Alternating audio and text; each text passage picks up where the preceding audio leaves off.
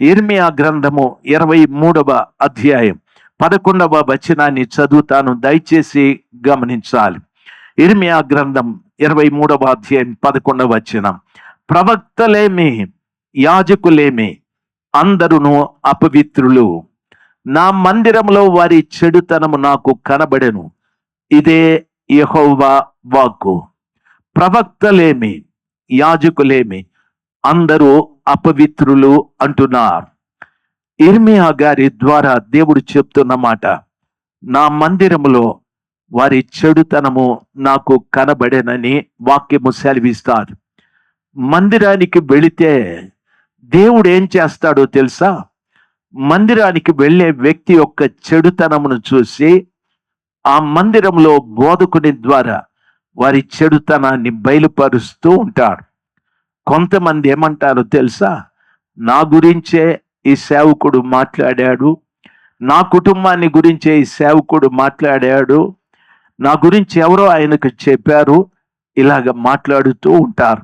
మందిరానికి వెళితే మందిరంలో నీ చెడుతనమును ప్రభుల వారు చూసి ఆయన తన సేవకుడి ద్వారా ఆయన ఉపదేశాన్ని నీకు ఉపదేశిస్తూ ఉంటాడు. ఆయన వాక్యము ద్వారా నిన్ను హెచ్చరిస్తూ ఉంటాడు. దైవ సేవకుని వాక్యము ద్వారా నువ్వు హెచ్చరించబడితే ప్రభువుని పశ్చాత్తాపడి ప్రభువుని అడగాలి, క్షమించు ప్రభువా, ఈ రోజున నా తప్పితం నాకు మీరు తెలియజేశారు, క్షమించమని ప్రాధేయపడాలి. కానీ అక్కడ తిరుగుబాటు చేసి బయటికి రాకూడదు, అక్కడ విధేయత చూపెట్టి బయటికి రాకూడదు. వింటున్న దైవ జనాంగమా, దేవుని వాక్యం సెలవిస్తారు.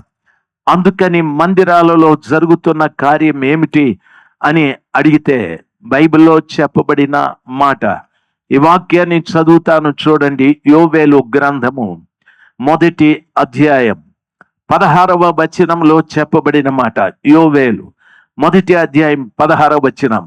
మనము చూచుచుండగా మన దేవుని మందిరములో ఇక సంతోషమును ఉత్సవమును నిలిచిపోయాను, మన ఆహారము నాశనమాయను.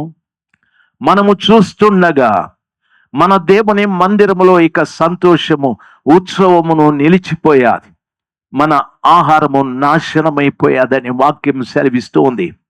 దయచేసి గమనించాలి. రాత్రి సమయమందు మందిరానికి వచ్చేవారు మేము ప్రార్థిస్తామని దైవ సేవకుడు నిలబడితే ఒక్కరు కూడా ముందుకొచ్చి సంతోషమైన మాట మాట్లాడే వాళ్ళు లేరు. అందరూ చెప్పే మాట, నాకు ఈ రోగం ఉంది, ఆ రోగం ఉంది, నా భర్త మారలేదు, నా భార్య మారలేదు, నా పిల్లలు మారలేదు, ఇటువంటి దుఃఖకరమైన విషయాలే మాట్లాడుతూ ఉన్నారు. బైబిల్లో ప్రవక్త యోవేలు ద్వారా ప్రభు చెప్తున్న మాట, మనము చూచుచుండగా మన దేవుని మందిరంలో ఇక సంతోషము ఉత్సవము నిలిచిపోయాది. సంతోషం లేదు, ఉత్సవం లేదు, అవన్నీ ఆగిపోయాయి. ఆహారము నాశనమైపోయాది. దేవుడు వారి కొరకు సిద్ధపరిచినటువంటి దేవుని వాక్యం అనే ఆహారం కూడా పాడైపోతూ ఉంది. అంటే దాని అర్థం ఎవరు వాక్యాన్ని వినే స్థితిలో లేరు, ఎవరు వాక్యాన్ని గ్రహించే స్థితిలో లేరు, ఎవరు వాక్య ప్రకారంగా జీవించే స్థితిలో లేరు. దైవ జనాంగమా, రాత్రి సమయమందు ఆఖరిగా ఒక మాట చెప్తాను, నన్ను గమనించాలి. ఇటువంటి పరిస్థితుల్లో నువ్వు చేయవలసిన ఓ గొప్ప కార్యం ఏమిటి? ఈ రాత్రి ప్రభు సన్నిధానము నుండి నేను వెళ్ళేటప్పుడు ఎలాగ వెళ్ళాలి అని అడిగితే బైబిల్లో ఉన్నవారు కనీసం ఈ వాక్యమైనా తీసి చదవండి. ఎజ్రా గ్రంథము 10వ అధ్యాయం 1వ వచనాన్ని చదువుతాను, బాగా వినాలి. ఎజ్రా ఏడ్చుచు దేవుని మందిరము ఎదుట సాష్టాంగపడుచు పాపము ఒప్పుకొని ప్రార్థన చేసెను. ఇశ్రాయేలీయులలో పురుషులు స్త్రీలు చిన్నవారు మిక్కిలి గొప్ప సమూహముగా అతని యొద్దకు కూడి వచ్చి బహుగా ఏడ్చిరి. బహుగా ఏడ్వగా దేవుని వాక్యం సెలవిస్తుంది. ఎజ్రా ఏడ్చుచు దేవుని మందిరము ఎదుట సాష్టాంగపడుచు పాపమును ఒప్పుకొని ప్రార్థన చేసెను. ఇశ్రాయేలీయులలో పురుషులు స్త్రీలు చిన్నవారు మిక్కిలి గొప్ప సమూహముగా అతని యొద్దకు కూడి వచ్చి బహుగా ఏడ్చారు. మేం పాపులం, మేం పాపులం, మేం పాపులమని ఏడ్చారు. ఈరోజు జహీరాబాద్లో ఉన్న ప్రతి బిడ్డకు నా మనవి, రెండు శబ్దాలు వినిపిస్తూ ఉన్నాయి. ఒకటి దేవుని శబ్దం, రెండవది అపవిత్రాత్మ శబ్దం. అపవిత్రాత్మ శబ్దం మాతో నీకేమి అని ఈరోజు ఆ శబ్దాన్ని విని యేసయ్య మాతో నీకేమని వెళ్ళిపోతావో లేక విని పశ్చాత్తాప పడతావో ఆలోచించాలి. రెండవది, ప్రభు సన్నిధానంలో కూర్చున్న నీవు పడవేయబడ్డావు, ఇంకా నాశనం నీ దగ్గరికి రాలేదు. పడవేయబడ్డావు, ఆత్మీయ స్థితిలో నుండి పడవేయబడ్డావు. దానిలో నుండి రాత్రి ప్రభు నిన్ను లేపటానికి కన్నీరు కాచి ప్రభు దగ్గర మొరపెట్టాలి. సర్వశక్తిమంతుడైన దేవుని పాదముల చెంత కన్నీరు కాల్చాలి. ప్రభు అంటున్నాడు, నా మందిరము అది నా స్వాస్థ్యము, నా మందిరము నా ప్రాణప్రియురాలు, అయితే దాన్ని నేను నా శత్రువు చేతికి అప్పగించానని. ఒకవేళ శత్రువు చేతిలో మీరున్నారో, ప్రాణప్రియుడైన యేసు ప్రభుల వారి చేతిలో మీరున్నారో ఆలోచించాలి.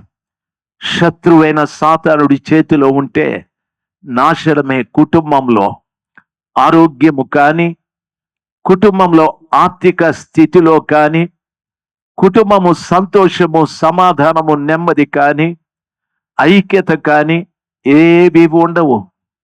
చూడటానికి సమాజానికి మంచి కుటుంబం లాగా అనిపిస్తా, బయట వచ్చినప్పుడు మీరు కుటుంబమే, ఇంట్లోకి వెళితే శత్రువులుగా వ్యవహరిస్తూ ఉన్నారు. ఒకరి మాటకు ఒకరు విధేయత చూపెట్టడం లేదు, ఒకరి మాట ఒకరు వినడం లేదు. రాత్రి సమయమందు ఆ కృప కలిగిన దేవుడు చెప్తున్న మాట, ఎజ్రా దేవుని మందిరములో సాష్టాంగపడి ఏడుస్తూ ప్రార్థన చేస్తున్నాడు. ఇశ్రాయేలీయులలో పురుషులు స్త్రీలు అనేక మంది వచ్చి బహుగా ఏడ్చారు. మేం పాపులము, మేము పాపులము, మా పాపాలు క్షమించమని సర్వశక్తిమంతుడైన దేవుని ఎదుట ప్రలాపించారు. సంఘమా, రాత్రి సమయమందు ఈ స్థలములో ప్రభు ఎదుట పశ్చాత్తాపపడు బిడ్డలుగా మీరుండి ఆ కృపగల దేవుని పాదాల చెంత కన్నీరు కారుస్తారో, లేక మాతో నీకేమని ప్రభుల వారికి చెప్పి అపవిత్రాత్మ పక్షంగా వెళ్ళిపోతారో ఆలోచించాలి. దేవుడు మనల్ని ప్రేమించి రాత్రి సమయమందు అనేక విషయాలు చెప్పాడు. ఈ రోజున అపవిత్రాత్మ వాణ్ణి వదిలిపెట్టి వెళ్ళు అని చెప్పింది. వానిలో ఉన్న దయ్యాన్ని వెలగొట్టడానికి కాదు, ఆ సంఘంలో ఉన్న వ్యక్తులు అపవిత్రాత్మ ద్వారా మైలపరచబడ్డా దాన్ని ప్రక్షాళనం చేయటానికి యేసు ప్రభుల వారు అపవిత్రాత్మ ఊరకుండుము వాణ్ణి విడిచి పొమ్మని ప్రభుల వారు గద్దించారు. ప్రియ తల్లి, నా ప్రియమైన తండ్రి, ఒకవేళ మీ కుటుంబ పరిస్థితి ఫలానా సంఘానికి నేను వెళుతున్నా, అయితే నా కుటుంబంలో సంతోషం లేదు, నా కుటుంబంలో సమాధానం లేదు, నా కుటుంబంలో ఆరోగ్యం లేదు, నా కుటుంబంలో ఆర్థిక పరిస్థితి బాగోలేదు, నా కుటుంబంలో భర్త ద్వారా సుఖం లేదు, భార్య ద్వారా సుఖం లేదు, నేను కన్న పిల్లల ద్వారా సంతోషం లేదు, ఎవరు స్థిరపడలేదు, ఎవరు బలపడలేదు, మేము భక్తిగా ఉండాలనుకుంటున్నాం కానీ ఉండలేకపోతున్నాం. ఇటువంటి పనికిరాని వాతావరణం నా కుటుంబంలో ఉంది. ఇంతవరకు సాతానుడి శబ్దాన్ని విని మేము బ్రతికాం. ఏ రాత్రి ప్రభు అంటున్నాడు, అపవిత్రాత్మ ఊరకుండుము. ఆ ఇంటిని కలబర పెట్టడం, ఆ ఇంటిని బాధ పెట్టడం, ఆ ఇంటి వారిని ఇబ్బంది పెట్టడం చాలు, ఇంకా ఊరకుండుము, వాణ్ణి విడిచి పొమ్మని ప్రభుల వారు గద్దించే సమయానికి వచ్చా. ఇప్పుడు నీవు చేయవలసిన పని, నేను చేయవలసిన పని, దేవుని మందిరంలోనికి వెళ్ళి సాష్టాంగపడి ఏడుస్తూ ఉన్నాడు. ప్రజలందరూ ఆయన దగ్గరికి వచ్చారు, స్త్రీలు వచ్చారు, పురుషులు వచ్చారు, అనేక మంది వచ్చి బహుగా ఏడ్చారు. ఏమనో తెలుసా? మాకు ఆకలని కాదు, మా ఆర్థిక ఇబ్బందులని కాదు. వారు ఏడ్చింది మేము పాపులమని ఏడ్చారు. మేము పాపులమని ఏడ్చారు. ఓ జహీరాబాద్, ఓ జహీరాబాద్ లో ఉన్న సంఘాలారా, రాత్రి సమయం ఆయన పాదముల చెంత నీ ఏడ్పు ప్రభుల వారికి వినిపించాలి. నీ కన్నీళ్లు ఆయన పాదాలని కడగాలి. నీ హృదయమైన పాదముల చెంత ప్రక్షించాలి. నోరు తెరువు, నోరు తెరువు. ఈ రాత్రి నిజంగా నా కుటుంబం విడుదల పొందాలి, నా జీవితం విడుదల పొందాలి, నా పరిస్థితులు మారాలి. యేసు ప్రభు స్వరాన్ని నేను వింటాను. ఇంతవరకు అపవిత్రాత్మ స్వరాన్ని విన్నాను. పాడైపోయాను, పాడైపోయాను, పాడైపోయాను, అడిపోయాను. నాశనంలోకి వెళ్ళకుండా ఈ రాత్రి కాపాడాలి, ఈ రాత్రి కాపాడాలి అనుకునే ప్రతి బిడ్డ లేచి నిలబడదాం. దేవుడి రాత్రి ఒక గొప్ప కార్యం నీ మధ్యలో, నీ కుటుంబంలో, నీ సంఘంలో ఆయన చేయటానికి సిద్ధంగా ఉన్నాడు. ఆయన ప్రక్షాళనం చేయటానికి సిద్ధంగా ఉన్నాడు. లేచి నిలబడ్డ ప్రతి బిడ్డ నోరు తెరిచి పిలువు, యేసయ్యా, యేసయ్యా.